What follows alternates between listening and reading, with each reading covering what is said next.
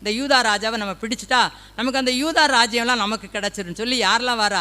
அம்மோனியர், மோவாபியர், சேயீர் மலை 3 விதமான கூட்டம் இவருக்கு விரோதமாக என்ன செஞ்சாங்களா? யுத்தத்துக்கு வந்தாங்க. அப்போ இவங்க இந்த ஏராளமான கூட்டம் அவருக்கு வந்தவுடனே அவர் என்ன பண்ணுறாரு தெரியுமா? ஐயோ, இந்த கூட்டத்துக்கு முன்னால் எனக்கு நிற்கிறதுக்கு என்ன கிடையாது? பலன் கிடையாது.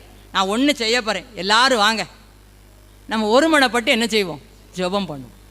அப்போ நம்முடைய வாழ்க்கையில் விரோதத்தில் ஜெயம் தரும் அபிஷேகம் செயல்பட வேண்டும் என்றால் ஒரு யோசபாத் ராஜா போல் நமக்கு ஒரு மனம் வேணும். ஒரு குடும்பமாக இருந்தாலும் குடும்பத்தில் ஒரு மனமாக இருக்கணும். ஒரு ஐக்கியத்தில் வந்தால் ஐக்கியத்தில் ஒரு மனமாக இருக்கணும். ஒரு சபைக்குள்ளே சபையில் ஒரு மனம்.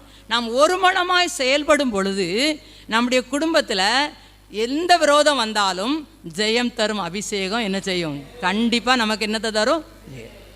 நீங்கள் ஜெபித்து பாருங்கள்.